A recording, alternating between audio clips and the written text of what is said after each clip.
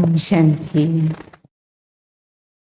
വസ്ത്രമതജി എല്ലാവർക്കും മനസ്സിലായിട്ടുണ്ടാവുമല്ലോ, ഇന്നലെ പ്രോഗ്രാമിൽ കണ്ടിട്ടുണ്ടാവും. ബാബയുടെ ഇവിടെ 50 വർഷങ്ങൾക്ക് മുമ്പ് ബാബയുടെ സേവനത്തിൻ്റെ തുടക്കം മാതാജിയുടെ ഭാഗ്യത്തിലായിരുന്നു. ഇന്ന് നമുക്കെല്ലാവർക്കും ശിവജ്യോതി ഭവനിലെ മുരളി കേൾപ്പിക്കുന്നതിനും നിമിത്തമായി മാതാജിയുടെ അനുഭവങ്ങളും നമ്മളോടൊപ്പം ഷെയർ ചെയ്യും. മാതാജിക്ക് മുഴുവൻ പരിവാരത്തിൻ്റെ പേരിൽ വളരെ വളരെ വളരെ വളരെ നന്ദി. ബാബയുടെ പ്രോഗ്രാമിന് വേണ്ടി ബാംഗ്ലൂരിൽ നിന്ന് കാറിൽ എത്ര ദൂരം സഞ്ചരിച്ച് ഈ പ്രായത്തിൽ നോക്ക് എത്ര ഉഷാറായിട്ടിരിക്കുന്നു അല്ലേ. പ്രോഗ്രാമിന് വേണ്ടി വന്നു, നമ്മളോടൊപ്പം 2 ദിവസവും ഉണ്ടായിരുന്നു. ഒരിക്കൽ കൂടി മാതാജിക്ക് മുഴുവൻ പരിവാരത്തിൻ്റെയും ഹൃദയത്തിൽ നിന്നുള്ള സ്വാഗതം, സ്വാഗതം, സുസ്വാഗതം.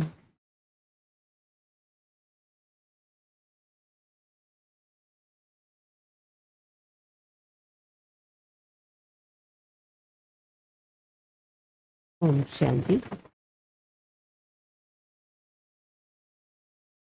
അനുഭവങ്ങൾ പറയാൻ പറഞ്ഞാൽ അതിന് അവസാനമില്ല. എത്ര ഒരു ദിവസം മുഴുവനാണെങ്കിലും ഇതൊന്ന് പറയാൻ സാധിക്കും. ഇത്രയും അനുഭവങ്ങളാണ് ലൗകിക ജീവിതത്തിൽ നടന്നിരിക്കുന്നത്. ലൗകിക ജീവിതത്തിൽ മാത്രമല്ല, എല്ലാറ്റിലും അനുഭവം വളരെയധികം നേടിയെടുത്തിട്ടുണ്ട്. 1975 ജ്ഞാനം കിട്ടിയത്. അതിനു മുമ്പ് നല്ലോണം ഭക്തി ചെയ്തിട്ടുണ്ട്. ഭക്തിയിൽ പുതുപുതുണ്ട പറയുന്ന മാതിരിയാണ്.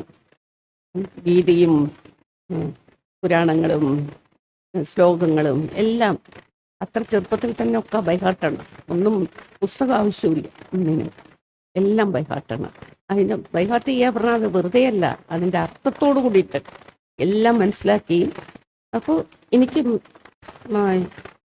അതൊക്കെ കഴിഞ്ഞിട്ട് ഒരു സമയം എത്തിയപ്പോൾ ഇതൊന്നും അല്ല, എന്തോ ഉണ്ട് അങ്ങനെ ഒരു മനസ്സിൻ്റെ ഉള്ളിൽ ഒരു തെരച്ചിലുണ്ടായിരുന്നു. പക്ഷെ എന്താണ്, എവിടെയാണ് പോയി ചോദിക്കുക, എവിടെയാണ്, എങ്ങനെ കിട്ടുക, അതൊന്നും അറിയില്ല. ഒരു തെരച്ചിൽ മനസ്സിൻ്റെ ഉള്ളിലുണ്ടായിരുന്നു. അപ്പോഴാണ് 1975 ചെന്നൈയിൽ ഒരു ഫെയർ ഉണ്ടായിരുന്നു. ചെറുതായിട്ടൊരു ഫെയർ. അത് എന്താ ഒരു ആകാംക്ഷയോടുകൂടി അതിൻ്റെ ഉള്ളിൽ കടന്നതാണ്. രാജയോഗം എന്നൊക്കെ പറഞ്ഞപ്പോൾ ആദ്യം വിചാരിച്ചതെന്ന് വെച്ചാൽ എന്തോ ശരീരത്തിൻ്റെ യോഗയൊക്കെയാണ് പറഞ്ഞു തരണതോ എന്നൊക്കെ വിചാരിച്ചിട്ടാണ് അകത്ത് പോയത്. അകത്ത് പോയി അതങ്ങോട്ട് കണ്ടപ്പോൾ തന്നെ, അവിടെ ചവിട്ടിയപ്പോൾ തന്നെ എനിക്ക് ഞാൻ എത്തേണ്ട അവിടെ എത്തി, കിട്ടേണ്ടത് എനിക്ക് കിട്ടി എന്നുള്ളത് മനസ്സിൻ്റെ ഉള്ളിൽ ഒരു എന്താണെന്ന് അറിയില്ല, പക്ഷെ മനസ്സിൽ ആ ഒരു സംതൃപ്തി. ഞാനൊക്കെ കേട്ടു, പക്ഷെ മുഴുവനായിട്ടൊന്നും മനസ്സിലായില്ല. ഇതന്നെ എന്ന് ഉള്ളിൽ നിന്ന് പറയണ്ടായിരുന്നു ഒരു വോയിസ് എനിക്ക്. ഇതാണ് സത്യം എന്നുള്ളത്. പിന്നെ ആ ജ്ഞാനം കിട്ടി. അങ്ങനെ എപ്പോ ജ്ഞാനം കിട്ടിയോ അപ്പൊ തന്നെ ഫുൾ സറണ്ടർ മാതിരി മനസ്സ് സറണ്ടർ ആക്കി. ഇതന്നെയാണ് എന്നുള്ളത് ഒന്നും ആലോചിച്ചില്ല. സാധിക്കില്ല അങ്ങനെ ഒരു ചിന്തയൊന്നും വന്നില്ല മുഴുവനായിട്ട്. അതുകൊണ്ട് ബാബയുടെ സഹയോഗം നല്ലോണം കിട്ടി. എപ്പോൾ നമ്മൾ ബാബയുടെ അടുത്ത് മുഴുവനായിട്ട് നമ്മളെ അർപ്പിക്കുന്നു, പിന്നെയുള്ള കാര്യങ്ങളൊക്കെ ബാബ ചെയ്യണം, നമ്മളല്ല. എല്ലാം നമുക്ക് അതിനുള്ള വഴിയൊക്കെ ബാബ തെളിയിച്ചു തരികയാണ്. എല്ലാം ശരിയാണ്. അത് കഴിഞ്ഞ് അവിടെ നല്ലോണം സേവ ചെയ്യുന്ന റോസി ബെഞ്ചിൻ്റെ കൂടെ, റോസി ബെഞ്ച് നിങ്ങൾക്ക് ചിലർക്കൊക്കെ അറിയായിരിക്കാം അല്ലേ. ആ ബെഞ്ചിൻ്റെ കൂടെയാണ് ഞാൻ അവിടെ ഇരുന്ന് ഓരോ ജ്ഞാനത്തിനെ അനുഭവിച്ചതും സേവ ചെയ്യാൻ കൂടെ ഇരുന്നതായതും. അവിടെ കുറേ അന്ന് ഹാൻഡ്സ് അധികമില്ല, കന്യാസും അധികമില്ല. ഉള്ള കന്യാസൊക്കെ ഹിന്ദി അറിയുന്നവരെ, ഒരു 2-3 സിസ്റ്റേഴ്സ് മാത്രമേ ഉണ്ടായിരുന്നു തമിഴ് അറിയുന്നവരായിട്ട്. ബാക്കിയൊക്കെ ഹിന്ദി അറിയുന്നവരാണ്. അപ്പോൾ അവിടെ സേവയ്ക്ക് വളരെയധികം പിന്നെ ഹാൻഡ്സ് വേണ്ടിയിരുന്നു. അതുകൊണ്ട് മുഴുവനായിട്ടുള്ള സേവ ക്യാമ്പ്, കോഴ്സ്, പിന്നെ എക്സിബിഷൻ നടത്തല്ല, അവിടെ പോക്ക്, ഇങ്ങനെ വളരെ ബിസിയായിട്ട് ആ സേവയിൽ മുങ്ങുമ്പോൾ എന്താണെന്ന് വെച്ചാൽ നമ്മൾ ഈ ലോകത്തിനോട് വിട്ടു നിൽക്കണ മാതിരിയുള്ള തോന്നലാണ്. ഈ ലോകത്തിലേ അല്ല ഞാൻ വേറെ ഏതോ ഒരു ലോകത്തിലാണ് ഞാൻ എന്നുള്ളൊരു ഭാവനയാണ് ആ സമയത്ത് ഉണ്ടായത്. പിന്നെ പ്രകാശ്മണി ജാതി വന്നിരുന്നു. അവരെ കണ്ട ഉടനെ തന്നെ, അവരെ ദൃഷ്ടി കിട്ടിയ ഉടനെ തന്നെ ഞാൻ എവിടെയോ പോയി. ഈ ലോകത്തിലേ അല്ല, അങ്ങനെ ഒരു അനുഭവം ഉണ്ടായത്. അവരെ എൻ്റെ അടുത്ത് സംസാരിച്ച് മലയാളിയാണെന്ന് പറഞ്ഞപ്പോൾ കേരളത്തിൽ സേവ ചെയ്യണം. അവരുടെ ആ വാക്കിനെ ഞാൻ അങ്ങനെ ഏറ്റെടുത്തു. മനസ്സിൽ എനിക്ക് തോന്നി കേരളത്തിൽ എങ്ങനെ ചെയ്യുക, ഇത് ചെയ്യാൻ എനിക്കതൊന്നും അറിയില്ല കേട്ടോ. പറഞ്ഞു, ഞാൻ ഏറ്റെടുത്തു. പിന്നെ റോസി ബെഞ്ചി എനിക്ക് അതിനുള്ള ഇത് പറഞ്ഞു. പിന്നെ പാലക്കാടാണ് എൻ്റെ സ്വന്തം രാജ്യം. പക്ഷെ ബോൺ ആൻഡ് ബ്രോട്ടപ്പ് ഒക്കെ ചെന്നൈയിലാണ്. അപ്പോൾ വരും പാലക്കാട്. ഞാൻ പാലക്കാട് എനിക്ക് ഭയങ്കര ഇഷ്ടപ്പെട്ട സ്ഥലമാണ്. എൻ്റെ രാജ്യം ആയതുകൊണ്ട് അങ്ങനെ ഒരു ഫീലിംഗ് ആയിരിക്കാം, ചിലപ്പോൾ അറിയില്ല. അങ്ങനെ പാലക്കാട് വന്ന് തുടങ്ങി. അപ്പോൾ ബ്രദർ ഇതിൽ വർക്ക് ചെയ്യുന്നത് PNTയിലാണ് വർക്ക് ചെയ്യുന്നത്. മൂപ്പരും ഫുള്ളായിട്ട് ജ്ഞാനം കിട്ടിയ ഉടനെ തന്നെ എല്ലാ വിധത്തിലും സഹയോഗം, എല്ലാറ്റിനും ഒന്നിനും ഒരു പരാതിയോ ഒരു ഇതോ ഒന്നും ഉണ്ടായിരുന്നില്ല. മുഴുവനായിട്ട് അത് എങ്ങനെ കിട്ടിയെന്ന് വെച്ചാൽ, എപ്പോൾ ബാബയ്ക്ക് ഞാൻ എന്നെ അർപ്പിച്ചു, അപ്പോൾ ബാബ എല്ലാം ശരിയാക്കി തരുകയാണ്. ആലോചിച്ചില്ല ഇത് ചെയ്യാൻ സാധിക്കുമോ, എങ്ങനെയാണ്, മറ്റുള്ളവരെന്ത് പറയും, അവരെന്ത് പറയും, ആരെന്ത് പറഞ്ഞാലും എന്താ, എനിക്ക് ബാബ കിട്ടിക്കഴിഞ്ഞു. ബാബ എന്നുള്ള ആ ഒരു ഇത് വന്ന കാരണം ബാക്കിയൊക്കെ ബാബ ശരിപ്പെടുത്തി തരണം. മറ്റുള്ളവരുടെ മനസ്സിലേക്ക് ശരിയാക്കുന്നതും നമുക്ക് സഹയോഗം ചെയ്യിപ്പിക്കുന്നതൊക്കെ ബാബയാണ്. നമുക്ക് ആ സംശയം വന്നു കഴിഞ്ഞാലാണ് എല്ലാ തടസ്സങ്ങളും വരുന്നത്. മറ്റുള്ളവരിൽ നിന്ന് തടസ്സം വരുന്നത്, എല്ലാറ്റിൽ നിന്നും തടസ്സങ്ങൾ വരുന്നത് നമ്മുടെ മനസ്സിൽ നിന്നാണ്, അല്ലാതെ പുറത്തുനിന്നല്ല. നമ്മുടെ മനസ്സ് ദൃഢതയുണ്ടെങ്കിൽ നമുക്ക് ഒരു തടസ്സവും വരില്ല. എന്താ വെച്ചാൽ നിങ്ങൾ ആരാണ്? വിനാശകനാണെന്ന് ആലോചിച്ച് നോക്കൂ. വിഘ്നങ്ങളെ ഇല്ലാതാക്കുന്ന ഞങ്ങൾക്ക് വിഘ്നങ്ങൾ വരിക പറഞ്ഞാൽ പിന്നെ ആരാണ് വിഘ്നങ്ങളെ തീർക്കുക? അല്ലേ? അതുകൊണ്ട് നമ്മുടെ മനസ്സുകൊണ്ട് നമ്മൾ ദൃഢത കൊണ്ടുവരണം. ബാബ എന്നെ സെലക്ട് ചെയ്ത് കഴിഞ്ഞു. ബാബ പറയാറില്ലേ, കോടിയിൽ ഒരുത്തരെയാണ് സെലക്ട് ചെയ്യുന്നത്, അല്ലേ? അപ്പൊ കോടിയിൽ ഒരാളായിട്ട് ഞാൻ വന്നിരിക്കണോ പറഞ്ഞാൽ അത് എത്ര വലിയ ഭാഗ്യമാണ്. ലൗകികത്തിൽ അങ്ങനെ കിട്ടുമോ ആ ഭാഗ്യം? അത്രയും വലിയ ഭാഗ്യം കിട്ടിയിരിക്കുമ്പോൾ നമ്മൾ അതിനെ നമ്മുടെ ജീവിതത്തിൽ കൊണ്ടുവരണം. അങ്ങനെ ഇവിടെ ക്ലാസ് തുടങ്ങി. എങ്ങനെ തുടങ്ങുക, ഏതാ വിധത്തിലൊന്നും അറിയില്ല, പക്ഷെ വന്നു. പിന്നെ അന്ന് ഹാൻഡ്സ് ഒന്നുമില്ല, ആരും അയക്കാനൊന്നും, ചെന്നൈന്ന് അയക്കാനൊന്നും ആരും ഉണ്ടായിരുന്നില്ല. ലൗകികത്തിലാണ് എല്ലാവരും ജ്ഞാനത്തിലുള്ളതുകൊണ്ട് അമ്മയും സിസ്റ്റേഴ്സും ഒക്കെ സിസ്റ്ററും വന്നിരുന്നു. പിന്നെ ബ്രദേഴ്സ് അവിടുന്ന് ശ്രീനിവാസം ബ്രദർ മലയാളിയാണ്, ആ ബ്രദർ. പിന്നെ വേറെ 2 ബ്രദേഴ്സ് കൂടി വന്നു. അവർക്ക് മലയാളം അറിയില്ലെങ്കിലും ഇവിടെ തമിഴും പാലക്കാട്ടിൽ മനസ്സിലാക്കാൻ സാധിക്കുമല്ലോ എല്ലാവർക്കും. അതുകൊണ്ട് അങ്ങനെ വന്ന് ഞാൻ ക്ലാസ് തുടങ്ങി. പിന്നെ എക്സിബിഷൻ വെച്ചു, ക്ലാസ് തുടങ്ങി. അങ്ങനെ ഓരോരുത്തരെ വരാൻ തുടങ്ങി. ക്ലാസ് നടന്നു അങ്ങനെ വളർത്തിയെടുത്തു. അന്ന് പിന്നെ ബ്രഹ്മകുമാരീസ് പറഞ്ഞാൽ ആർക്കും അറിയില്ല കേട്ടോ. നമ്മുടെ ഈ ചിത്രങ്ങളൊക്കെ കണ്ടു കഴിഞ്ഞാൽ നിങ്ങൾ ഹിന്ദി നോർത്ത് ഇന്ത്യയിൽ എന്തോ വന്നിരിക്കണത് അങ്ങനെയൊക്കെയാണ് വിചാരിച്ചുകൊണ്ടിരുന്നത്. പിന്നെ നമ്മുടെ ജ്ഞാനം വളരെ വ്യത്യസ്തമാണല്ലോ. ഭക്തിയിൽ ഇങ്ങനെ മുങ്ങിയിരിക്കുന്നവർക്ക് ഇതൊന്നും കൃഷ്ണനല്ല ജ്ഞാനം പറയുന്നത്. അന്ന് ബാബ പ്രത്യേകിച്ച് ഉറപ്പിച്ച് പറയുന്നത് നിങ്ങൾ ഉള്ള സത്യം തുറന്നു പറയണം. വെറുതെ ഇപ്പോഴൊക്കെ നമ്മൾ കുറച്ചൊക്കെ ഇതായിട്ട് പറയുന്നുണ്ട്, പക്ഷെ അന്ന് ബാബ പറഞ്ഞിട്ടുണ്ടല്ലോ സത്യം തുറന്നു പറയണം എന്ന് പറഞ്ഞിട്ട്. അപ്പൊ സത്യം തുറന്നു പറയും. കൃഷ്ണനല്ല ജ്ഞാനം പറയണം, ശിവനാണ് ജ്ഞാനം പറയണം. തുടങ്ങും അവിടുന്ന് തർക്കിക്കാൻ.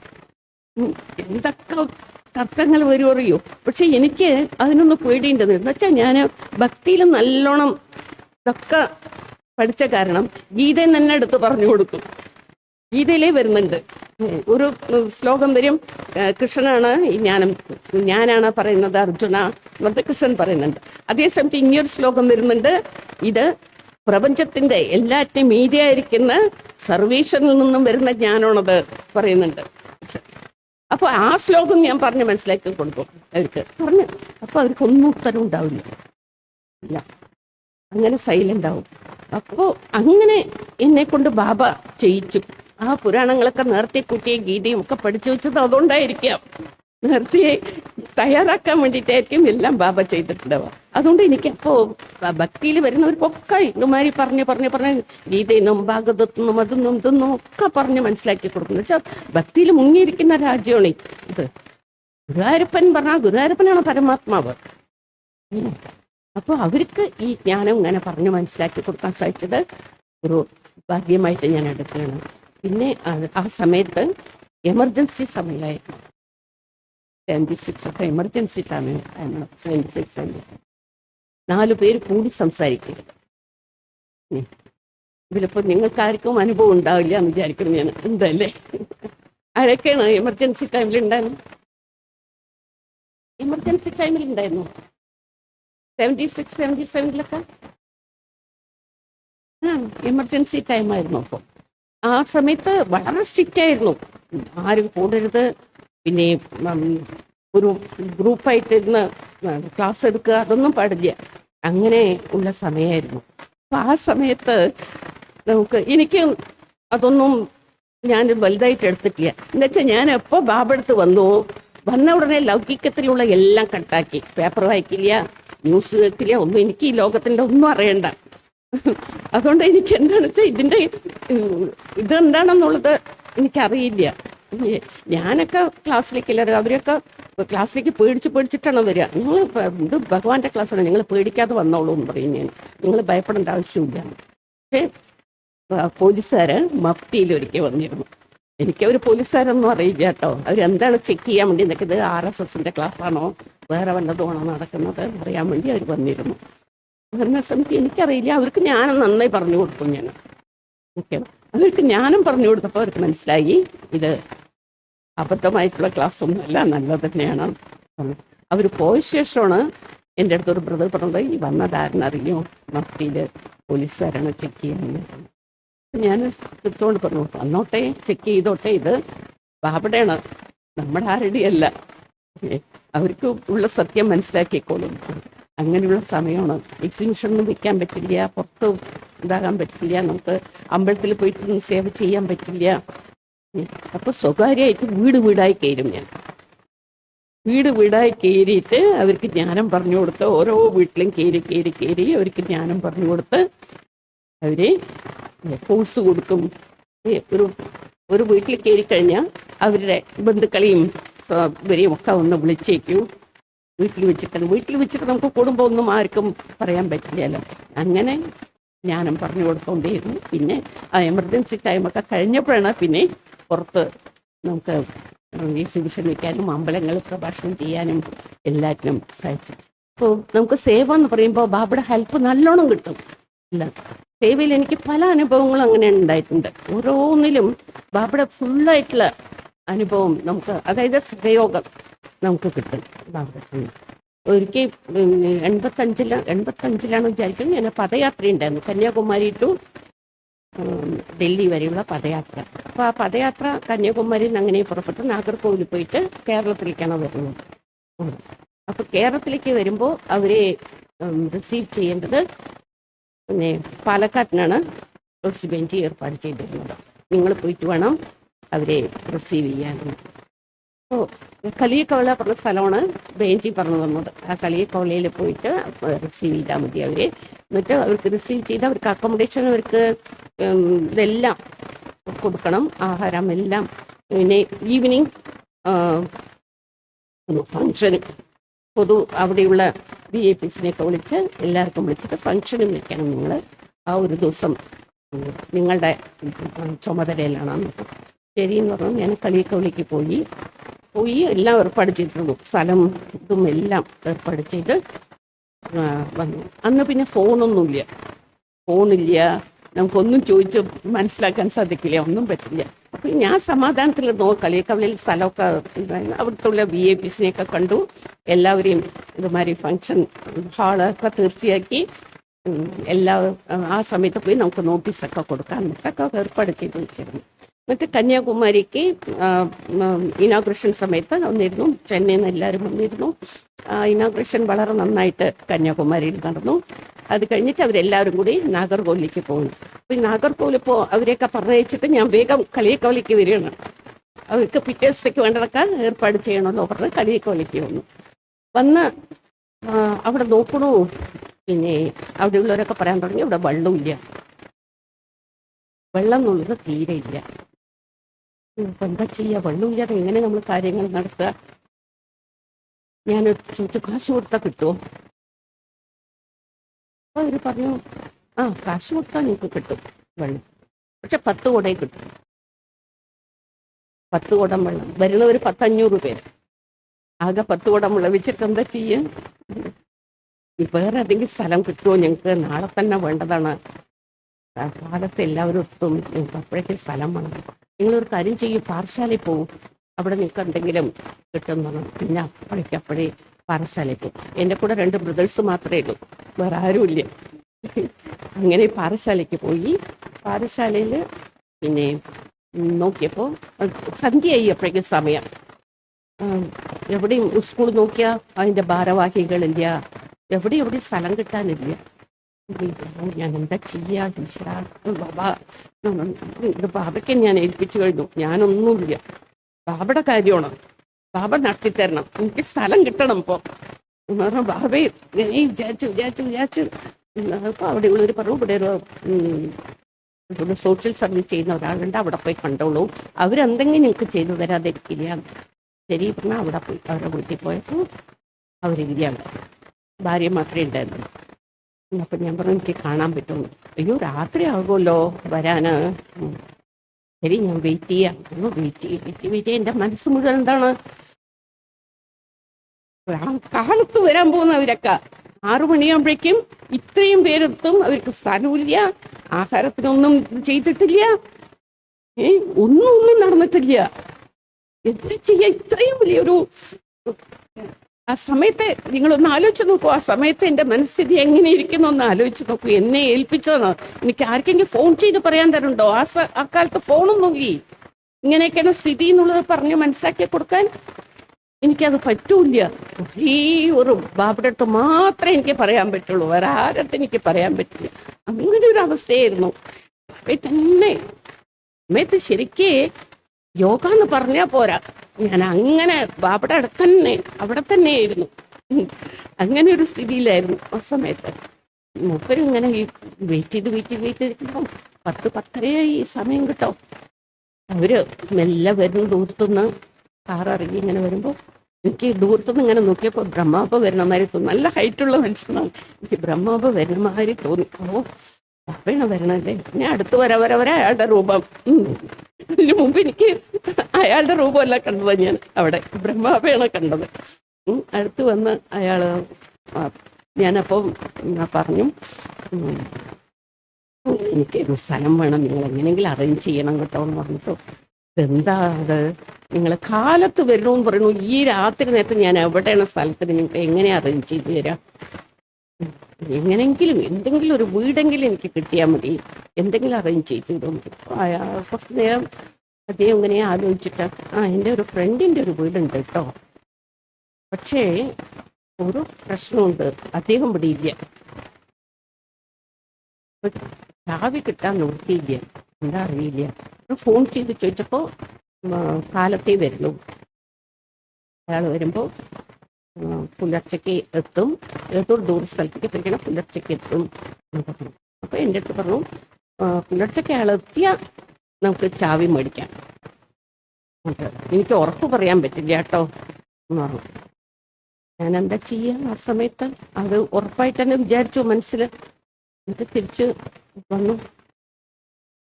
ഉറങ്ങിയതേ ഇല്ല, രാത്രി മുഴുവൻ ഇരുന്ന് യോഗ, രാത്രി മുഴുവൻ ഇരുന്ന് ചാവി കിട്ടണേന്ന് അവിടെ അടുത്ത്. എനിക്ക് മനസ്സ് അതൊന്നു മാത്രമാണ്. ഇത്രയും വലിയ റെസ്പോൺസിബിലിറ്റി. അത് ചെറിയ സേവയല്ല, അത് ചെറിയ സേവ എനിക്ക് ശരി എങ്ങനെയെങ്കിലും മാനേജ് ചെയ്യാം. വലിയൊരു റെസ്പോൺസിബിലിറ്റിയാണ് തന്നിരിക്കുന്നത്. അത് ഈ സമയത്ത് നമുക്ക് എങ്ങനെയാണത് ഒന്നുമില്ല, എംപ്റ്റി. എന്താ ചെയ്യേണ്ടെന്നറിയില്ല, നെക്സ്റ്റ് എന്താ ചെയ്യേണ്ടെന്നറിയില്ല. അങ്ങനെയുള്ള അവസ്ഥയിൽ ഇരിക്കുകയാണ്. എങ്ങനെ ഉറക്കം തരിക? ബാബയുടെ അടുത്ത് അങ്ങനെയിരുന്നു. തന്നെ ബാബ ചെയ്തു തരണം, ബാബ എന്നെ ചെയ്യണത്, ഞാനല്ല. ഇങ്ങനെ ഓർത്തോർത്തിരുന്നു. പുലർച്ചെ ആകാൻ കാത്തിരുന്നു. ഉടനെ തന്നെ അങ്ങോട്ട് പുറപ്പെട്ടു പോയി. അവരെ കാണാൻ പോയപ്പോൾ എന്നെ കണ്ടപ്പോഴാണ് വേഗം ഡ്രൈവറെ അയച്ച് പോയി വന്നിട്ടുണ്ടോ നോക്കോ, പോയി ചാവി മേടിച്ചിട്ട് വരും. അവിടെ ഉറപ്പില്ല, അയാൾ ഡ്രൈവറെ അയച്ചിട്ടേ ഉള്ളൂ. പോയി അയാള് വരുന്നവരെ ഞാൻ മനസ്സിൽ ഇതന്നെ ഓർത്തോണ്ടിരിക്കുകയാണ്. അവസാനം അയാൾ ചാവിയും കൊണ്ട് വന്നപ്പോൾ ഒരു ശ്വാസം ശരിക്ക് നേരെ എടുത്ത മാതിരി ആ ചാവി കൈ കിട്ടി സന്തോഷത്തില് പോയി ആ വീട് നോക്കണം. നോക്കുമ്പോ ഇതാ ചെറിയൊരു വീട്, കൊച്ചു വീട്, 2 ബെഡ്റൂം ഉള്ള ഒരു കൊച്ചു, മുറ്റത്ത് കുറച്ച് സ്ഥലമുണ്ട്, അത്രേ ഉള്ളൂ. അപ്പൊ ഈ വീട്ടിൽ വെച്ചിട്ട് ഞാൻ എന്താ ചെയ്യുക? ഇത്ര പേര് വരുമ്പോൾ അവർക്ക് എവിടെ കിടക്കുക, അവരെവിടെ ഇരിക്കുക, എവിടെ ഞാൻ ആഹാരം കൊടുക്കുക, എവിടെ ഞാൻ ആഹാരം ഉണ്ടാക്കുക? ഒരു ചെറിയ ഒരാൾക്ക് നിന്ന് പണിയാനുള്ള അടുക്കളയാണ്. ഇത്ര പേർക്ക് ആഹാരം ഉണ്ടാക്കാൻ ആ അടുക്കളയിൽ വെച്ചിട്ട് എങ്ങനെയാണ്? ഇതെന്തൊരു പരീക്ഷണമാണ്. ഇവിടെ എന്താ ഞാൻ ചെയ്യുക? ഈ വീട്ടിലിരുന്നിട്ട് ഞാൻ ഇത്രയും പേർക്ക് ഞാൻ എങ്ങനെയാണ് കാര്യങ്ങൾ ചെയ്ത്? അത് ആലോചിച്ചിട്ട് എനിക്ക് ആകെ ശരി, എന്തെങ്കിലും പാപ കാണാതിരിക്കില്ല അതിലെന്ന് ഓർത്ത് ഞാൻ മനസ്സിലിങ്ങനെ ഓർത്ത് മുറ്റത്ത് കുറച്ച് വേണ്ടായിരുന്നു വിറകൊക്കെ കൊണ്ടുപോകാൻ പറഞ്ഞ ബ്രദേഴ്സിൻ്റെ അടുത്ത് വിറക് വാങ്ങിച്ചിട്ടാൻ പറഞ്ഞു. അവിടുന്ന് വലിയൊരു അടുപ്പ് കൂട്ടി അവിടെ എന്നിട്ട് വലിയ വലിയ പാത്രങ്ങളൊക്കെ പോയി വാങ്ങിച്ച് ഇതാക്കിയിട്ട് വന്ന് അവിടെ അവർക്കുള്ള ആഹാരം ഉണ്ടാക്കി. അവര് ശരിക്ക് അവരൊക്കെ എത്തി നിശ്ചയമായിട്ടുള്ള ആഹാരം അവർക്ക് ഉണ്ടാക്കി കൊടുത്തു. ചായയും ഇതൊക്കെ ഉണ്ടാക്കി കൊടുത്തു. അവര് ഒക്കെ കുളിയൊക്കെ കഴിഞ്ഞ് അവരവിടുന്ന് 3:30 തന്നെ ഇറങ്ങിയിരിക്കുകയാണ്. ബ്രഹ്മമുഹൂർത്ത സമയത്തൊക്കെ അവർ നടക്കുകയാണ് ഇവിടേക്ക് എത്താൻ വേണ്ടിയിട്ട്. അത്രയും ക്ഷീണമായിട്ട് വന്നവരാണ്. അവർക്ക് വേഗം ആഹാരമൊക്കെ കൊടുത്തു. ഒക്കെ നിന്ന് നിൽപ്പിൽ എന്നെ കഴിച്ചു എല്ലാവരും. അത് കഴിഞ്ഞ് അവിടെ ഉള്ളവരെയൊക്കെ പോയി കണ്ടു. അടുത്തുള്ളവരെയൊക്കെ ഒരു അഗ്രഹാരമാണത്. ഒരു അമ്പലം ഉണ്ടായിരുന്നു. ഇതിന്റെ നേരിട്ട് തന്നെ വലിയൊരു അമ്പലം, ശിവക്ഷേത്രം. ശരിക്ക് ബാബ വന്നിരിക്കണ മാതിരി വലിയൊരു ശിവക്ഷേത്രം, വലിയ ശിവക്ഷേത്രം. ഉള്ളിൽ നല്ല സ്ഥലമുണ്ട്. അതിൻ്റെ ഉമ്മർത്തൊരു കുളമുണ്ട്, വലിയൊരു കുളമുണ്ട്.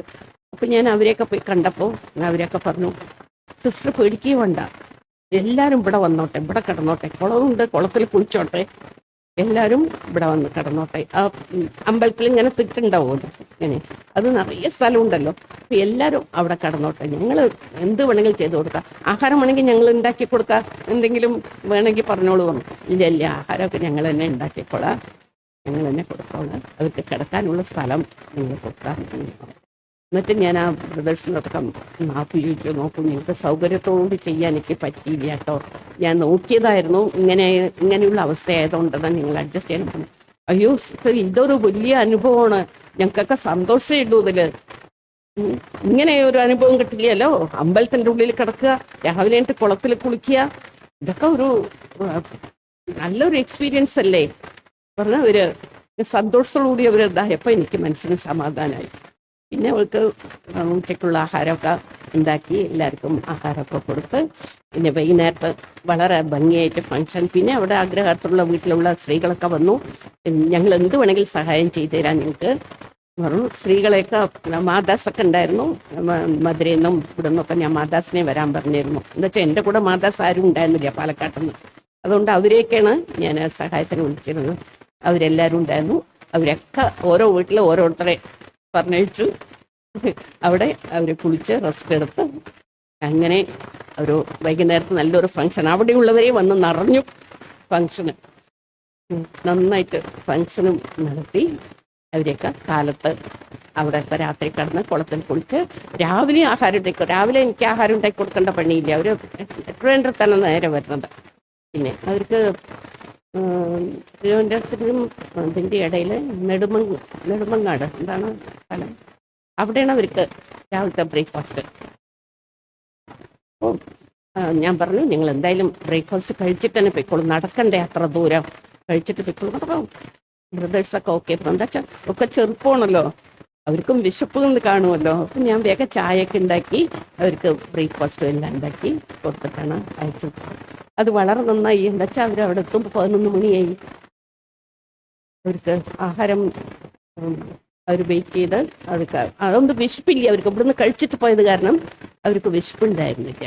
അവർ സുഖമായിട്ട് എനിക്ക് അത്ര നല്ല ബ്ലെസ്സിങ് കിട്ടിയിട്ടുണ്ട്. എല്ലാവരും അവർക്ക് ആഹാരമൊക്കെ കൊടുത്ത് അയച്ച കാരണം അവരുടെ ആ ബ്ലെസ്സിങ്സ് മുഴുവനായിട്ട് ഞങ്ങൾക്ക് ആഹാരം തന്ന അയച്ചുവല്ലോ എന്ന് പറഞ്ഞിട്ട് അങ്ങനെ അത് എനിക്ക് എൻ്റെ ജീവിതത്തിൽ മറക്കാൻ പറ്റാത്തൊരു സേവയാണത്. അതെങ്ങനെ ബാബ ആ സഹയോഗം ചെയ്തു എന്നുള്ളത് എനിക്കിപ്പോൾ ഓർത്താലും എൻ്റെ കണ്ണിന്ന് വെള്ളം വരും, ബാബയുടെ ആ സ്നേഹം. അതുകൊണ്ട് നമ്മൾ ബാബയുടെ കാര്യത്തിൽ നമ്മൾ ഇറങ്ങിക്കഴിഞ്ഞാൽ വിഘ്നങ്ങൾ ഇതുമാതിരി വിഘ്നങ്ങളൊക്കെ വരാതിരിക്കില്ല, മായ ഇതാകാതിരിക്കില്ല. പക്ഷേ നമ്മൾ ബാബ മുഴുവനായിട്ട് നമ്മൾ ഇതാക്കിക്കഴിഞ്ഞാൽ നമുക്ക് എല്ലാ കാര്യവും ബാബ നടത്തി.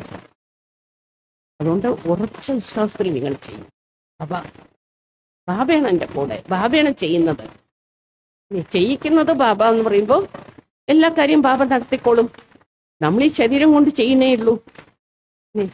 തൻ മൻ ബാബയ്ക്ക് നമ്മൾ ഇതാക്കി കഴിഞ്ഞാൽ അത് രണ്ടും ശരിയാക്കി തന്നോളും ബാബ.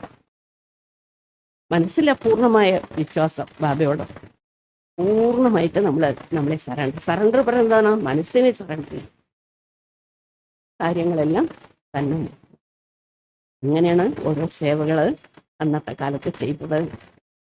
നമുക്ക് ആരടുത്തും കോണ്ടാക്ട് ചെയ്യാനോ, നേരത്തെ കുട്ടി ഫോണിൽ വിളിച്ച് പറഞ്ഞിട്ട് ഞങ്ങൾ വരണ്ടേട്ടോ പറയാനൊന്നും പറ്റില്ല. പോവുക തന്നെ, പെട്ടെന്ന് പോവുക, പെട്ടെന്ന് കാണുക, അവിടെ ഉണ്ടെങ്കിൽ ഉണ്ട്, ഇല്ലെങ്കിൽ ഇല്ല. പക്ഷെ അത്ര തന്നെ.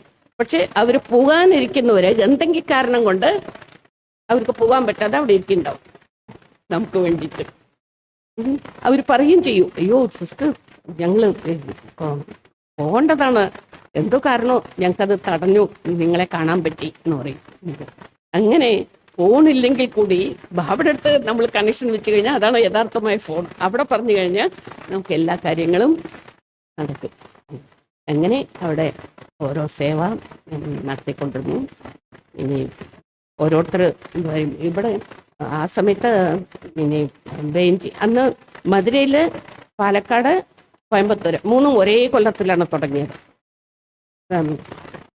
സെന്റർ ഒരേ സമയത്താണ് ബാബയുടെ സർവീസ് നടന്ന് അതൊക്കെ ഓപ്പൺ ആയതൊക്കെ ഒരേ കൊല്ലമാണ്. അവരുടെ അതാണ് 50ാമത്തെ കൊല്ലം ആഘോഷിച്ച മധുരയിൽ. മിനിങ്ങാന്നല്ലേ അവിടെ നടന്ന്.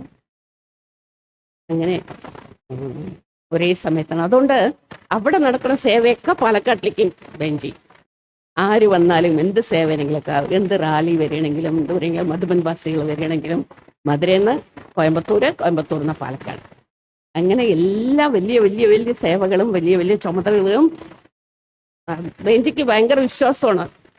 ഞാൻ നല്ലപോലെ നടത്തിക്കോളും എന്നുള്ള ഭയങ്കര വിശ്വാസമാണ്. അങ്ങനെ എല്ലാ സേവകളും തുടർച്ചയായിട്ട് നടത്തിക്കൊണ്ടേയിരുന്നു. എങ്ങനെ നടന്നു ഇതൊന്നും എനിക്കറിയില്ല. ബാബയും വിചാരിക്കും ഇറങ്ങും, അപ്പോൾ സമ്പൂർണ്ണമായിട്ട് നടക്കും. ഓരോരുത്തർ വരുമ്പോഴും റോട്ടറി ക്ലബ്ബിൽ, ലയൺസ് ക്ലബ്ബിലൊക്കെ പ്രോഗ്രാം വയ്ക്കും, അവരെ കൊണ്ട് ഇതാക്കും, ഫങ്ഷൻ വയ്ക്കും, അവർക്ക് വേണ്ടതൊക്കെ ചെയ്തു കൊടുക്കും. താമസം അവർക്ക് വേണ്ടത് എല്ലാം ചെയ്തു കൊടുക്കും.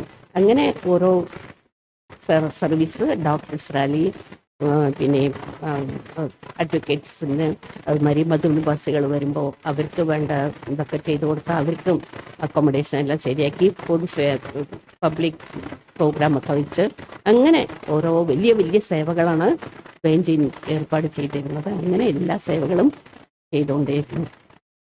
അങ്ങനെ എല്ലാ റോട്ടറി ക്ലബിലും ലയൺസ് ക്ലബിലും എല്ലാവരുടെയും ഓരോ ക്ലബിലും പോയി സേവ ചെയ്യും. അമ്പലങ്ങളിൽ പ്രഭാഷണം, രാമായണ മാസത്തൊക്കെ രാമായണത്തിനെ കുറിച്ച്, രാമായണം നമ്മുടെ ബാബയുടെ ജ്ഞാനം കൂടി കലർത്തിയിട്ട് അവർക്ക് സത്യമായ രാമായണം പറഞ്ഞാൽ തന്നെ രാമനെ ആരായുക എന്നുള്ളതാണ്. ആരാണ് രാമൻ എന്നുള്ളത് അറിയണം, യഥാർത്ഥമായ രാമൻ ആരാണെന്നുള്ളത് അറിയണം. അങ്ങനെ ജ്ഞാനം അവർ പിന്നെ ഓരോ ദിവസം ഓരോരുത്തർക്കാണ് പ്രഭാഷണം ഇത് കൊടുക്കുക അമ്പലത്തിൽ ആ രാമായണ മാസത്തെ. അപ്പം ഞാൻ പറയും എല്ലാവർക്കും കൊടുത്തു കഴിഞ്ഞിട്ട് എനിക്ക് അവസാനം 7 ദിവസം തരണം. ഒരു ദിവസം കൊണ്ട് എനിക്ക് പറയാൻ പറ്റില്ല, എനിക്ക് 7 ദിവസം തരണം പറയും. അതുമാതിരി മറ്റുള്ള പണ്ഡിതന്മാർ അവരൊക്കെ കഴിഞ്ഞിട്ട് അവസാനമാണ് ഞാൻ പോയി 7 ദിവസം അവർക്ക് ജ്ഞാനം പറഞ്ഞു കൊടുക്കുക. രാമായണം കലർത്തിയിട്ടാണ് പറഞ്ഞു കൊടുക്കുക. അവർക്ക് രാമായണം കേൾക്കും വേണം, അതേസമയത്ത് നമ്മുടെ ജ്ഞാനം കൊടുക്കണം. അങ്ങനെ അത് കലർത്തി അവർക്ക് പറഞ്ഞു കൊടുക്കും. അങ്ങനെ ഓരോ സേവകൾ നടത്തിക്കൊണ്ടിരുന്നു. പലവിധ സേവകളും റെസ്റ്റ് ഇല്ലാതെ സർവീസ് ചെയ്യുക അതായിരുന്നു. അങ്ങനെ ബാബയുടെ ഹെൽപ്പ് എനിക്ക് നല്ലോണം. ഒരിക്കൽ നെഹ്റു യുവകേന്ദ്രയിൽ വിളിച്ചിരുന്നു. ആ സമയത്ത് എയ്ഡ്സിനുള്ള രോഗം ഭയങ്കര, ഈ കൊറോണ മാതിരി തന്നെ ഭയങ്കര ഭയമായിരുന്നു. ലോകം മുഴുവൻ ഭയപ്പെട്ടൊരു രോഗമായിരുന്നു അത്, എയ്ഡ്സ് എന്നുള്ളത്. അപ്പം ആ സമയത്ത് ഇനി എൻ്റെ അടുത്ത് അവർ വന്ന് പറഞ്ഞു, എയ്ഡ്സിനെ കുറിച്ച് നിങ്ങൾ സംസാരിക്കണം കേട്ടോ. നമുക്ക് തന്നെ എന്ത് സംസാരിക്കാൻ പറഞ്ഞത് ബാബയുടെ ജ്ഞാനത്തിൽ നമുക്ക് അതിൽ മിക്സ് ചെയ്ത് പറയാൻ സാധിക്കും ഒരിക്കൽ. അപ്പം ഞാൻ ശരി, ഞാൻ ഒന്ന് പറയാം. അങ്ങനെ എയ്ഡ്സിനെ കുറിച്ച് പറയണം. എയ്ഡ്സിന്റെ ഫുൾ ഫോം എന്താണ്? അറിയില്ലല്ലോ. നമ്മൾ എയ്ഡ്സ് പറഞ്ഞ് കേട്ട് കേട്ട് കേട്ട് അത് മാത്രമേ അറിയുള്ളൂ. അതിന്റെ ഫുൾ ഫോം അറിയില്ല. ഒരു സ്ഥലത്ത് നമ്മൾ പറയാൻ പോകുമ്പോൾ നമ്മൾ എല്ലാം അറിഞ്ഞിരിക്കണം. അവിടെ പോയിട്ട് നമ്മൾ പറയുന്നത് ശരിയല്ലല്ലോ. എല്ലാം അറിഞ്ഞിട്ട് വേണ്ടേ പോവാന്. ഇതിന്റെ ഫുൾ ഫോം എന്താണ്? അപ്പോൾ അവിടെ ഡോക്ടേഴ്സ് ഇന്നത്തെ മാതിരി ഗൂഗിൾ അതൊന്നും ഇല്ലല്ലോ ഒന്ന് കാലത്ത്. ഇന്നിപ്പോ ഒന്ന് തട്ടിയാൽ മതി, എന്തിന്റെ വേണമെങ്കിലും നമുക്ക് കിട്ടും. അന്ന് അതൊന്നും ഇല്ല. അപ്പൊ ഡോക്ടർമാർ ക്ലാസ്സിലേക്ക് വരുന്നുണ്ടായിരുന്നു. അവരോട് ചോദിച്ചു എന്താണ്. അവർക്കും ശരിക്കുള്ളത് അറിയില്ല. അവരും ഓരോന്ന് പറഞ്ഞിട്ട് ഇതായിരിക്കാം, ഇങ്ങനെ ആയിരിക്കാം എന്നുള്ളു. പക്ഷെ നമുക്ക് ആയിരിക്കാൻ പറഞ്ഞതിനെ നമ്മൾ എടുക്കാൻ പറ്റില്ല. ആണ് എന്ന് പറഞ്ഞ ഒരു ഇതാണ് എന്ന് പറയുമ്പോൾ മാത്രമേ നമുക്കത് എടുക്കാൻ പറ്റുള്ളൂ. ഞാൻ എന്താ ചെയ്യുക അറിയില്ല. ബാബ എനിക്ക് പറഞ്ഞു തരണം കേട്ടോ, എങ്ങനെയാണ് എന്താണെന്നുള്ളത് അറിയണം എനിക്ക്. അല്ലാതെ എനിക്ക് അവിടെ പോയി പറയാൻ സാധിക്കില്ല എന്ന് പറഞ്ഞു. അങ്ങനെ വിചാരിച്ച് ഞാൻ ഇരിക്കുമ്പോൾ ക്ലാസ്സൊക്കെ കഴിഞ്ഞു. എല്ലാവരും ക്ലാസ് കഴിഞ്ഞ് പോയി. അപ്പോൾ ചെറിയ കുട്ടികളും വരും കേട്ടോ അമ്മമാരുടെ കൂടെ. ഒരു കുട്ടി ഈ ബാലരമ പ്രപുസ്തകമില്ലേ അത് വെച്ചിട്ട് പോയിരുന്നു. ഞാൻ വെറുതെ ആ പുസ്തകം എടുത്തൊന്ന് മറിച്ച് നോക്കിയതാണ്. മറിച്ച് നോക്കുമ്പോൾ എന്താണ്, ഇതാണ് ഫുൾ വിവരണം എയ്ഡ്സിനെ കുറിച്ച്. എന്താണ് ആ രോഗം, ആ രോഗത്തിന്റെ എയ്ഡ്സിന്റെ ഫുൾ ഫോം ഉണ്ടായിരുന്നു, ആ രോഗം എങ്ങനെയാണ് വരുന്നത്, എങ്ങനെയാണ് ഏത് വിധത്തിലാണ് അതിന്റെ പരിഹാരം എന്താണ്, എല്ലാം അതില് മുഴുവനായിട്ട്. ബാബ എങ്ങനെ എനിക്ക് എന്ത് വേണം ചോദിച്ചോ അത് ഉടനെ ബാബ തന്നു. അവിടെ പോയി നന്നായിട്ട് അതിനെക്കുറിച്ച് ഞാൻ പ്രഭാഷണം ചെയ്ത് അവസാനം ഞാൻ പറഞ്ഞു, ഇതിൽ നിന്നും രക്ഷപ്പെടാൻ ഇതൊരു മാർഗ്ഗമേ ഉള്ളൂ. നിങ്ങൾ രാജയോഗം പരിശീലിക്കും. അതിലൂടെ ധ്യാനത്തിലൂടെ നമുക്ക് നിന്നൊക്കെ മുക്തി നേടാൻ സാധിക്കും. ധ്യാനം കൊണ്ട് മാത്രമേ ഈ ധ്യാനം നിങ്ങൾക്ക് കഴിയും. അങ്ങനെ നെഹ്റു യുവ കേന്ദ്രയിൽ പോയിട്ട് കോഴ്സ് എടുത്തു. അവർക്കൊക്കെ ജ്ഞാനം പറഞ്ഞു കൊടുത്തു. അങ്ങനെ അവിടെ സേവ ചെയ്തു. അപ്പോൾ സേവ ചെയ്യാൻ നമ്മൾ കാലെടുത്ത് വെച്ചാൽ മതി. സ്ഥാപനങ്ങൾക്ക് എല്ലാ വിധത്തിലും ഇങ്ങനെ ഓരോ വിധത്തിലും സേവയിൽ എനിക്ക് നല്ലോണം ബാബയുടെ സഹയോഗം അനുഭവം പറയണമെങ്കിൽ ഇനി നിറയെ പറയാനുണ്ട്. അതുകൊണ്ട് നിങ്ങൾക്കൊക്കെ ഞാൻ പറയണത് അതുകൊണ്ടാണ്. സേവ എന്നുള്ളത് നമ്മൾ മുഴുവനായിട്ട് ബാബ എന്ന് പറഞ്ഞ മാതിരി നിരന്തര സേവാധാരി. മനസ്സുകൊണ്ട് നമ്മൾ സേവ ചെയ്തുകൊണ്ടേയിരിക്കണം.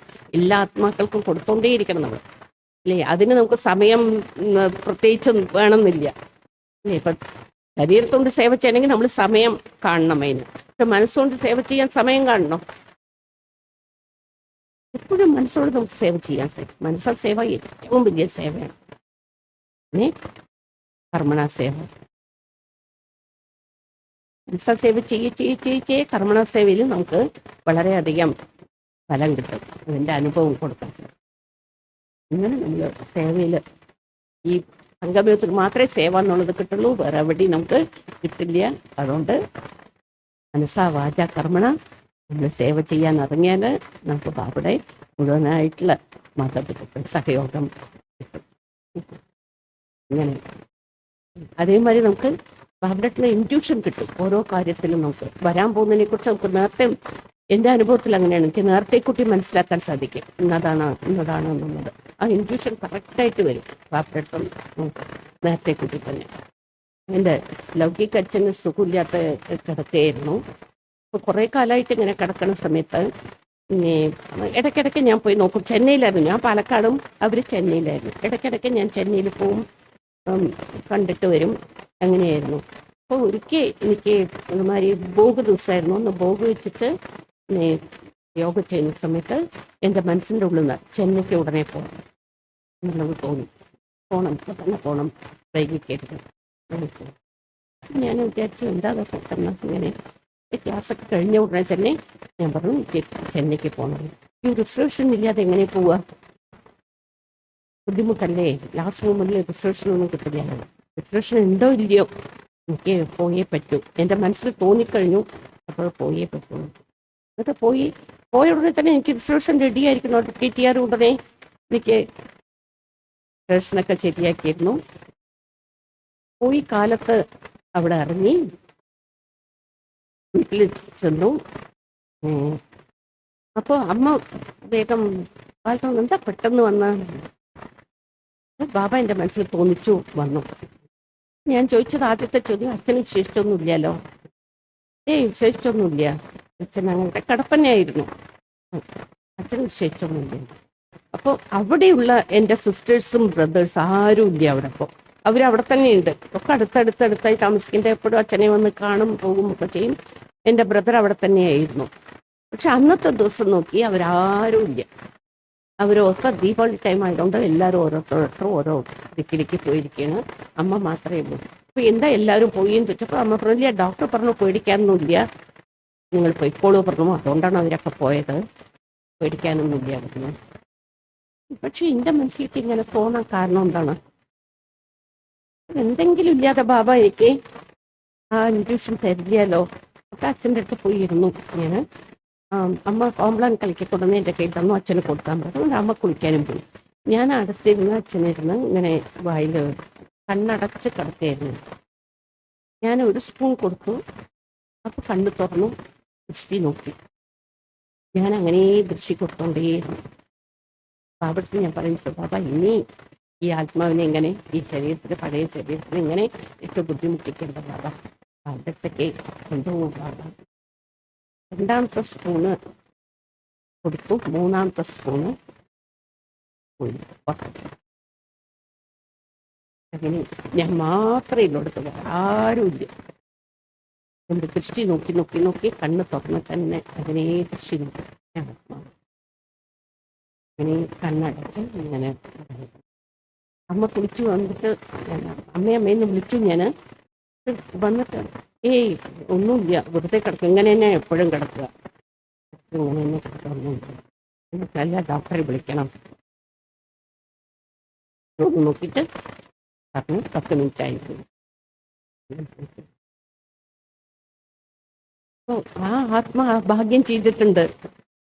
ബാബയുടെ ഓർമ്മയിൽ പോകണം, ബാബയുടെ കുട്ടി വന്ന് ദൃഷ്ടി നോക്കിയിട്ട് വേണം ആത്മാവിന് പോകണം എന്നുണ്ട്. ആ ആത്മാ അത്ര ഭാഗ്യം ചെയ്തിട്ടുണ്ട്. എന്നുവെച്ചാൽ ആദ്യം ഞങ്ങളൊക്കെ ജ്ഞാനത്തിൽ വന്നപ്പോൾ ഞങ്ങൾ കുടുംബം മുഴുവൻ ജ്ഞാനത്തിൽ വന്നു. അച്ഛൻ മാത്രം വന്നില്ല എന്ന് മാത്രമല്ല വളരെ എതിർപ്പായിരുന്നു. അമ്മയോടൊക്കെ വളരെ എതിർപ്പായിരുന്നു. എന്നിട്ട് ഞാനൊക്കെ ഉള്ളതുകൊണ്ടാണ് ഒരു സപ്പോർട്ട് അമ്മയ്ക്ക്. എന്നുവെച്ചാൽ എന്നെ ഭയങ്കര ഒരു അറ്റാച്ച്മെൻ്റാണ് അച്ഛൻ. അതുകൊണ്ട് ഞാൻ പറഞ്ഞ് മനസ്സിലാക്കി കൊടുക്കുമ്പോൾ മിണ്ടാതിരിക്കും. പക്ഷെ ഞാനില്ലാത്ത സമയത്ത് അമ്മയുടെ അടുത്ത് എപ്പോഴും വഴക്കാണ്. അങ്ങനെ വളരാതായിരുന്നു. അപ്പോൾ ഫസ്റ്റ് മധുബൻ പോയ സമയത്ത് അന്നൊക്കെ ബാബയുടെ അടുത്ത് ഞങ്ങൾ സംസാരിക്കുന്നതായിരുന്നു. ചെറിയൊരു ചെറിയ ഹാളിലാണ് അന്ന് ബാബ്ദാദ മിലൻ ഉണ്ടായിരുന്നു, പാണ്ഡവ ഭവനിൽ. നിങ്ങൾ മധുബൻ പോയിട്ടുണ്ടല്ലോ അല്ലേ എല്ലാവരും? പാണ്ഡവ ഭവൻ പോയിട്ടുണ്ടോ? മുകളിൽ അവിടെ ഒരു ചെറിയൊരു മെഡിറ്റേഷൻ ഹാള് കണ്ടിട്ടുണ്ടോ? അവിടെയായിരുന്നു ആ സമയത്ത് ബാബ്ദാദ വന്നിരുന്നു. ഇനി അവിടെ വെച്ചിട്ടാണ് ബാബ്ദാദ മിലൻ. അപ്പോൾ അത്രയും കുട്ടികളുണ്ടാവുള്ളൂ, 400-500 പേര് അത്രയൊക്കെ ഉണ്ടാവുള്ളൂ ബാബ്ദാദ മിലൻ. ഞങ്ങൾ ആ സമയത്ത് സ്റ്റേജും കൂടി ഇല്ല കേട്ടോ, ഈ ഗതി ചോട്ടിൽ തന്നെയാണ്. ബാബ വന്നിരിക്കും, ഞങ്ങളൊക്കെ മുമ്പിലിരിക്കും. മുമ്പിൽ ഞാൻ വേഗം പോയി സീറ്റെടുത്ത് മുമ്പിലാണ് ഇരിക്കുക. എപ്പോഴും ആദ്യം പോയിരിക്കും. അപ്പോൾ ബാബടുത്ത് ഞങ്ങൾ സംസാരിക്കുക തന്നെ ചെയ്യും കേട്ടോ, കാര്യങ്ങളൊക്കെ ചോദിക്കും. വരദാൻ തരും എനിക്ക് എല്ലാ കാര്യങ്ങളും. അപ്പം ഞാൻ ബാബയുടെ അടുത്ത് ആദ്യം ചോദിച്ചത് തന്നെ, ലൗകിക അച്ഛൻ ജ്ഞാനത്തിൽ വന്നിട്ടില്ലല്ലോ ബാബ? തീർച്ചയായിട്ടും വരും. ബാബടുത്ത് വരാതെ എവിടെ പോകുന്നു? നിങ്ങളെല്ലാവരുടെയും മനസ്സാതുണ്ടല്ലോ, സങ്കല്പം ഉണ്ടല്ലോ, അതുകൊണ്ട് തീർച്ചയായിട്ടും വരും. ആ പറഞ്ഞ വാക്ക് കറക്റ്റായി. അവസാന സമയം അച്ഛൻ ജ്ഞാനത്തിൽ വരും ചെയ്തു. പിന്നെ ആ കിടന്ന കിടപ്പിൽ തന്നെ ബാബയുടെ ലൈറ്റിനെ കൊണ്ടുവന്ന് വയ്ക്കാൻ പറഞ്ഞ ആ ലൈറ്റ് നോക്കിക്കൊണ്ടേ കിടക്കും. അത് ഓഫ് ചെയ്യാൻ പാടില്ല ആരും, രാവും പകലും അത് നോക്കിക്കൊണ്ടേ അങ്ങനെ കിടക്കും. മാത്രമല്ല അച്ഛൻ പറഞ്ഞു, ഈ വീട് മൗണ്ട് റോട്ടിലായിരുന്നു ഞങ്ങളുടെ വീട്. 4-5 നില വീടായിട്ട് കെട്ടിയിട്ടുണ്ടായിരുന്നു. ഞങ്ങൾ 5 പേരാണ്. അപ്പം 5 പേരും വഴക്കിടരുതെന്ന് പറഞ്ഞിട്ട് അച്ഛൻ 5 നിലയായിട്ട് കെട്ടിയിരുന്നു. അപ്പോൾ അവസാന സമയത്ത് അച്ഛൻ എന്ത് പറഞ്ഞു വെച്ചാൽ, ഈ വീട് ബാബയ്ക്കുള്ളത്. അവിടെ ഗീതാ പാഠശാല ഫസ്റ്റ് ജ്ഞാനത്തിൽ വന്ന ഉടനെ തന്നെ അമ്മ ഗീതാ പാഠശാല തുടങ്ങി കേട്ടോ. അന്ന് അവിടെ അധികം സെൻറ്റർ ഒന്നും ഉണ്ടായിരുന്നില്ല ചെന്നൈയിൽ. മെയിൻ സെൻറ്റർ ഉണ്ടായിരുന്നു. പിന്നെ കുറച്ച് ആ സമയത്ത് ആദ്യം ഗീതാ പാഠശാല പറഞ്ഞ് തുടങ്ങിയതേ വീട്ടിൽ വെച്ചിട്ടായിരുന്നു, ആദ്യത്തെ ഗീതാ പാഠശാല. അവിടെ വെച്ചിട്ടാണ് ക്ലാസ്സൊക്കെ ഇങ്ങനെ നടന്നുകൊണ്ടിരുന്നത്. നിറയെ പേര് വരും. മൗണ്ട് റോഡ് ആയതുകൊണ്ട് നല്ല ഏരിയയാണ് അവിടെ, നിറയെ പേര് വരും ക്ലാസ്സിലേക്ക്. അങ്ങനെ ക്ലാസ് നടത്തി ബാബയ്ക്ക് ഞാൻ അച്ഛൻ പറഞ്ഞു, മക്കൾ ആർക്കെങ്കിലും വേണമെങ്കിൽ അവർക്ക് ഒരു പങ്ക് കൊടുത്താൽ മതി, ബാക്കി ബാബയ്ക്കാണ്. അങ്ങനെ ശിരസാലിട്ട് അച്ഛൻ്റെ കാലം കഴിഞ്ഞപ്പോൾ അത് വാങ്ങിക്കുന്നവരൊക്കെ വന്ന് വാങ്ങിച്ചിട്ട് പോയി. പിന്നെ ബാബയ്ക്ക് തന്നെ എൻ്റെ ഒരു പങ്കും വേണ്ട, അപ്പൊ ബാബയ്ക്ക്. അങ്ങനെ ബാബയ്ക്ക് അമ്മ സമർപ്പണം ചെയ്ത് അമ്മ പോയി സറണ്ടർ ആകും ചെയ്തു. തനിയെ ഞാൻ ഇരിക്കും ചെന്ന് ഞാൻ ബാബയുടെ സേവ എനിക്ക് തോന്നുന്നു. അമ്മ ശാന്തിധാമിൽ ചെന്നൈയിലെ സെൻറ്ററിൽ ബേഞ്ചിയുടെ കൂടെ. അങ്ങനെ വീട്ടിൽ എല്ലാവരും ജ്ഞാനത്തിലിരുന്നുകൊണ്ട് ബാബയുടെ സേവയിലും ജ്ഞാനത്തിലും എല്ലാവരും ഇടയ്ക്കിടയ്ക്ക് അമ്മ വരും, പാലക്കാട്ടിലേക്ക് വരും, നന്നായി ക്ലാസ് എടുക്കും. അമ്മ ക്ലാസ് എടുക്കും. പിന്നെ ലഗനാണ്, അത്രയും ലഗനാണ് ബാബയുടെ. അത് നോക്കിയൊക്കെ പരിവാരോട് അത്ര സ്നേഹമാണ്. ഏത് സിസ്റ്റേഴ്സിന് വേണമെങ്കിൽ ചോദിച്ചു നോക്കിക്കോളും. മദ്രാസില് മക്ഷിമാത എന്ന് പറഞ്ഞാൽ അവർക്ക് അത്രയൊരു സ്നേഹമാണ്, എല്ലാവരോടും ഭയങ്കര സ്നേഹമാണ് അവർക്ക്. ഇങ്ങനെ കുടുംബം മുഴുവൻ ജ്ഞാനത്തിലിരുന്നുകൊണ്ട് വളരെ അധികം, അതും ആദ്യം ബാബ പറയാറുണ്ട്, ആദിരത്നങ്ങളാണ് സേവ. എന്താ വെച്ചാൽ അന്ന് ചെറിയൊരു സേവയും കൂടി വലുതാണ്. അന്ന് ഒന്നുമില്ല അന്ന് ആ സമയത്ത്. ഒക്കെ ചെറിയ ചെറിയ ഹാളും ചെറിയ ഇതുമായിരുന്നു. ഇന്നത്തെമാരി വലിയ വലിയ വീടുകളൊന്നും ഒന്നും ഉണ്ടായിരുന്നില്ല. പിന്നീടാണ് വലിയ വലിയ ബിൽഡിംഗ് ഒക്കെ വന്നത്. ചെന്നൈയിൽ ഇത്രയും സോണ്ടായിട്ട് തന്നെ ചെറിയൊരു വീട്ടിലാണ് അവിടെ ക്ലാസ് നടന്നുകൊണ്ടിരുന്നത് ഞങ്ങളൊക്കെ പോകുമ്പോൾ. പിന്നെയാണ് 84ലാണ് ഇത് കിട്ടിയത് ശാന്തിധാമം. അതുവരെ അങ്ങനെയൊക്കെ ആയിരുന്നു. പക്ഷെ ആ സമയത്ത് ചെയ്യുന്ന സേവയുണ്ടല്ലോ അത്രയും ഇതാണ്. മഹാദാസൊക്കെ എന്ത് ചെയ്യും, അവരവൻ്റെ വീട്ടിൽ നിന്ന് പരിപ്പ്, അരി, പച്ചക്കറികള് അങ്ങനെയൊക്കെ കൊണ്ടുവന്ന് സെൻറ്ററിൽ കൊണ്ടുവന്ന് കൊടുക്കും. അവരുടെ വീട്ടിൽ അവരുടെ എന്താ ചിലവര് ഭർത്താവൊന്നും വന്നിട്ടുണ്ടാവില്ല ഞാനത്രയും. അപ്പോൾ ഭർത്താവിനെ അറിയാതെ വേണം ഇതൊക്കെ കൊണ്ടുവരാന്. അങ്ങനെ അവര് സേവ ചെയ്യും മാതാസ്. അത്രയും ബാബ അതാണ് പറഞ്ഞിരിക്കുന്നത് ആദ്യമേ തന്നെ. മാതാസിനെ വന്ദേ മാതരം പറഞ്ഞതേ അതാണ്. മാതാസിന് അത്രയും ഒരു ലഗനാണ് സേവയില്. അവർക്ക് എന്തെന്നെ ബന്ധനുണ്ടെങ്കിലും അവര് സേവയില് മുഴുവനായിട്ട് ചെയ്യും. അങ്ങനെ ബാബയുടെ സേവ ആ സമയത്ത് അങ്ങനെയാണ് നടന്നത്. വളരെ ഇപ്പോ പിന്നെ വളരെ നന്നായി എല്ലാവിടെയും ഇപ്പോൾ വളരെ നന്നായി നടക്കുന്നുണ്ട്. നിറയെ കുട്ടികൾ വന്നു കഴിഞ്ഞു, നിറയെ കാര്യങ്ങളൊക്കെ ചെയ്യാനും ആൾക്കാരുണ്ടായിരുന്നു. ചെയ്യാൻ ഹാൻഡ്സും ഉണ്ടായിരുന്നില്ല, ധനവും ഉണ്ടായിരുന്നില്ല അത്രയ്ക്ക്. പക്ഷെ ബാബ അന്നേ പറഞ്ഞിട്ടുണ്ട്, അവസാനം ആകെ നിങ്ങൾ വേണ്ടാന്ന് പറഞ്ഞാൽ കൂടി വന്ന് നിറയും, കുട്ടികളും വന്ന് നിറയും, എല്ലാം വന്ന് നിറയും എന്നുള്ളത് അതിപ്പം നമ്മൾ പ്രത്യക്ഷതയിൽ കാണുന്നുണ്ട്. അന്ന് ഒരു ആത്മാവിനെ കിട്ടിയാൽ തന്നെ വലിയ ഭാഗ്യമായിട്ടാണ് വിചാരിക്കുക. എന്താ വെച്ചാൽ കോഴ്സ് എടുക്കാൻ എല്ലാവരും വരും, ഉതിർന്ന് പോയിട്ട് 1-2 ആത്മാക്കൾ മാത്രം കിട്ടും. പിന്നെയും നമ്മൾ പോവും, കോഴ്സ് എടുക്കും, ക്ലാസ് എടുക്കും. എനിക്കും കുറേ പേര് വരും, വളരെ നന്നായിട്ടുണ്ടെന്ന് പറയും. എല്ലാവർക്കും ഞങ്ങൾക്ക് ഇഷ്ടമായി, ഞങ്ങൾക്ക് നല്ലതുണ്ടെന്ന് പറയും. പക്ഷേ പുഷ്പം പാടിയിട്ട് ഉതിർന്ന മാതിരി എല്ലാം പോവും. അവസാനം ഒരു കുട്ടിയും. അങ്ങനെ ഞാനപ്പോൾ വിചാരിക്കും ബാബ സെലക്ട് ചെയ്യണം, ഓരോരുത്തരും ഓരോരുത്തരെ സെലക്ട് ചെയ്യും. പക്ഷെ അവസാനമാകുമ്പോൾ ഈ പോയവരൊക്കെ തിരിച്ചു വന്നു കഴിഞ്ഞു. അവരൊക്കെ അപ്പൊ ഞാനെടുത്തു അവരൊക്കെ നമ്മൾ വിത്തിട്ടത് എവിടെയും പോകില്ലേ, പാറയിലും കൂടി വിത്തിടാൻ പറയുന്നുണ്ട്, അവിടെയും മുളയ്ക്കും. അങ്ങനെ നമ്മൾ മനസ്സാ വാച കർമ്മ സേവ ചെയ്തോണ്ടേ നമ്മൾ ഇരിക്കുക, അത് ഫലം കിട്ടിക്കൊണ്ടേയിരിക്കും. അതിൻ്റെ അംശം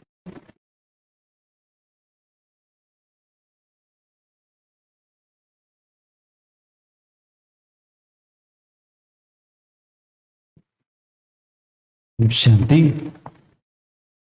നമ്മൾ 2 ദിവസം സംഗമോത്സവം ഗോൾഡൻ ജൂബിലി ആഘോഷിച്ചു അല്ലേ? എല്ലാവരും വന്ന് നല്ല അനുഭവങ്ങൾ അനുഭവിച്ചിട്ട് ഇന്ന് പോയി അടുത്ത പ്രോഗ്രാമിന് വേണ്ടിയിട്ട് ദീദി യാത്രയായി. നാളെയും മറ്റന്നാളും ട്രിവാൻഡ്രത്താണ് പ്രോഗ്രാം. ഇന്നും പ്രോഗ്രാം ഉണ്ട് ട്രിവാൻഡ്രത്ത്. രാവിലെ ദീദി ഇവിടെ നിന്ന് ഇറങ്ങി. നമ്മുടെ സംഗമോത്സവം ആഘോഷിക്കാൻ തന്നെ നമുക്ക് അല്ലെ ഈ പാലക്കാടിന് വേണ്ടുന്ന ആ ഒരു വളരെ ദൃഢമായൊരു അടിത്തറ 50 വർഷങ്ങൾക്ക് മുമ്പ് ആകിയത് അല്ലേ നമ്മുടെ വത്സല മാതാജി വന്നിട്ട് നല്ല സ്ട്രോങ് ആയിട്ടുള്ള അടിത്തറ പാകിയത് കൊണ്ടാണല്ലോ ഈ സൗദം അല്ലെങ്കിൽ ഈ ഒരു യജ്ഞം ഇവിടെ ഇത്രയും നല്ല രീതിയിൽ നിലനിൽക്കുന്നതും ഇത്ര നല്ല രീതിയിൽ വളർന്നതും. അതുപോലെ തന്നെ മറ്റൊരു കാര്യമാണ് ആ ദൃഢതയുടെ കൂടെ തന്നെ ലഹരി, സേവ ചെയ്യാനുള്ള ലഹരി അല്ലെ, അത് നമുക്ക് എല്ലാവർക്കും അല്ലെ അവിടുന്ന് പകർന്നു കിട്ടിയതാണ്. അപ്പോൾ ആ ദൃഢതയും ആ ലഹരിയും നമ്മൾ മുന്നോട്ട് കൊണ്ടുപോയിക്കൊണ്ട് വീണ്ടും ഈ യജ്ഞത്തെ നമുക്ക് നല്ല രീതിയിൽ മുന്നോട്ട് തീർച്ചയായിട്ടും വളർത്താം അല്ലെ. അവർ നട്ട് വളർത്തിയ തുടങ്ങിയതിനെ നമ്മൾ പരിപാലിക്കുകയും വളർത്തുകയും തീർച്ചയായിട്ടും ചെയ്യാനായിട്ട് ബാബ നമുക്ക് അവസരം തന്നിരിക്കുകയാണ്. ആ ഒരു അവസരത്തെ നമ്മൾ ഉപയോഗിച്ചുകൊണ്ട് തീർച്ചയായിട്ടും നമ്മൾ ബാബയുടെ ആ ഒരു സന്ദേശത്തെ, ബാബയുടെ ഇച്ഛയെ നമുക്ക് പൂർത്തീകരിക്കാം. അതുപോലെ ബാബ ആഗ്രഹിക്കുന്നതും നമ്മളെല്ലാവരും ഗോൾഡനായിട്ട് തീരണമെന്നുള്ളതാണ്. അതിനു വേണ്ടുന്ന പുരുഷാർത്ഥവും നമുക്ക് ഈ ഒരു സമയത്ത് നമുക്കൊന്നുകൂടി നമ്മുടെ മനസ്സിൽ ഉറപ്പിച്ചുകൊണ്ട് നമുക്ക് നമ്മുടെ മുന്നോട്ടുള്ള യാത്രയെ തുടരാം. അതിനു വേണ്ടിയിട്ട് തീർച്ചയായിട്ടും നമ്മുടെ മുതിർന്നവരുടെ എല്ലാവരുടെയും ശുഭ ആശംസകൾ എല്ലാം തീർച്ചയായിട്ടും ഉണ്ടായിരിക്കും. അപ്പോൾ വന്ന് നമുക്ക് അവരുടെ അനുഭവങ്ങളൊക്കെ പങ്കുവച്ചതിന് ദീദിക്ക് വളരെയധികം നന്ദി നന്ദി നന്ദി. ഓം ശാന്തി. ദീദി നമുക്ക് ടോളി തരും.